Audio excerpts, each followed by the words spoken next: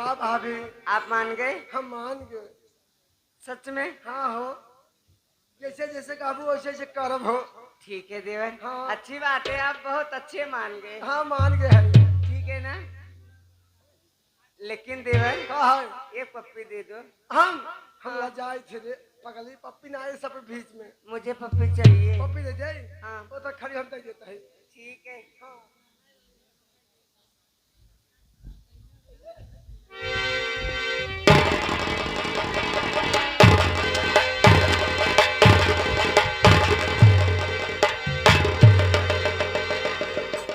देवर जी कहिए भाभी। काहे को परेशान करती हो? मान जाओ ना। सुनो भाभी, ए भाजी, जैसे भाई के ठंडा निकले, जैसे सार के ठंडा निकले। भाभी जी सुनिए। बाबू मनला ना बात अब खाजू तला, बाबू मनला ना बात अब खाजू तला, तो चला साना पीसनवा का खौती में तोहर लिख गयन दुर्गत।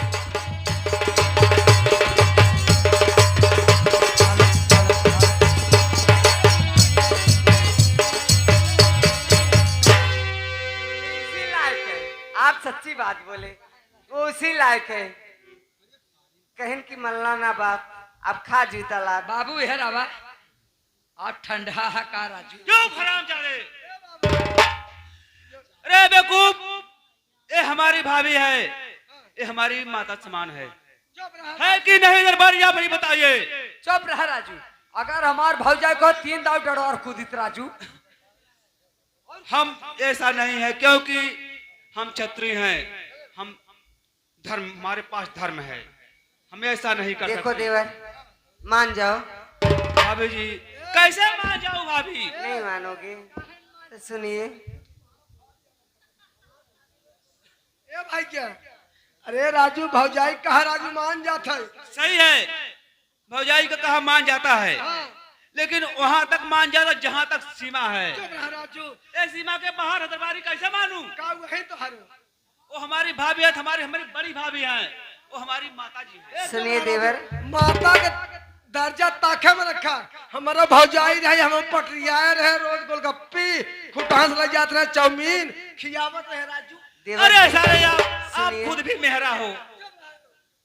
हम मेहराई और क्या, तभी तो आप हमें बता रहे हो। जब रहा मेहरा ना है राजू। अगर कोनो मेहरारू अगर हमारे भौजी कहे भैया खाई के गोलगप्पा लगे दैया के मान मेहरा हो गया। नहीं, वो तो वहां तक तो सही है। क्या आपके कहने से मैं भाभी से प्यार कर लूं? ये है कोई इतिहास में लिखा? बताइए कहाँ है लिखा? ए हमारी ओरिया हो देवरी, हमारी ओरी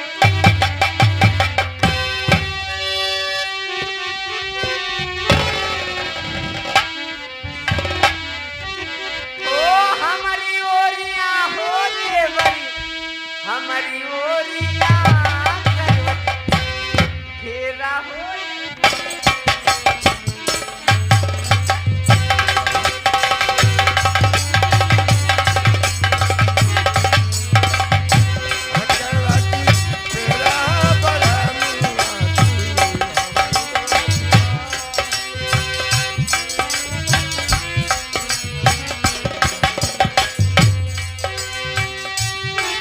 ओरिया हो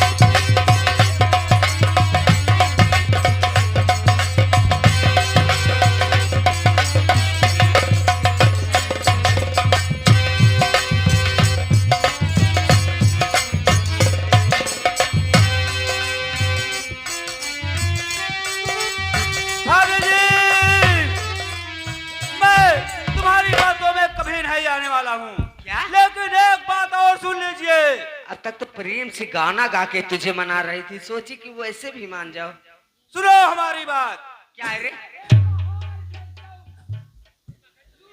अरे भैया कर दिया का छोड़ के पीतिया, हमारी भाभी हो काहे आज गाइलू।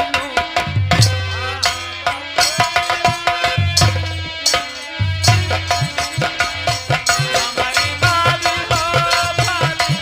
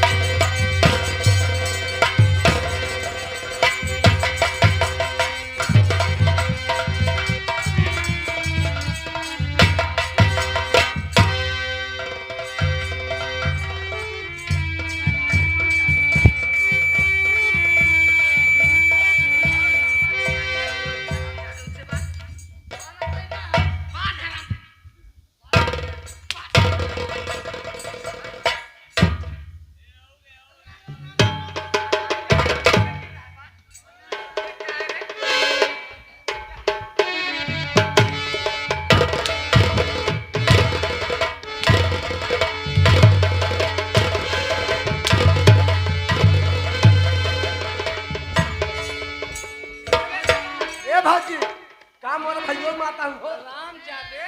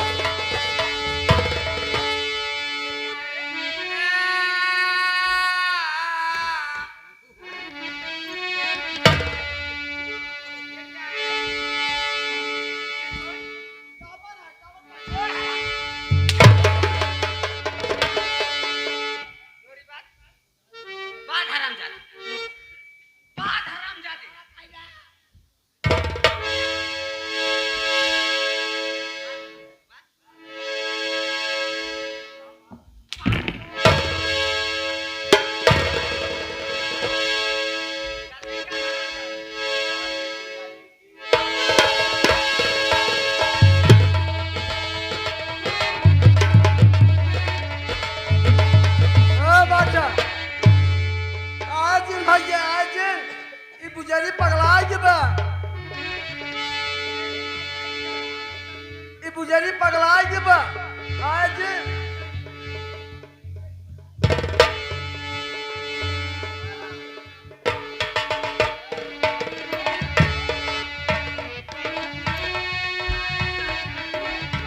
मेरे कितने दुलारे नौकर, आप कितने अच्छे नौकर, मैं आपको मारूंगी नहीं कभी नहीं मारूंगी।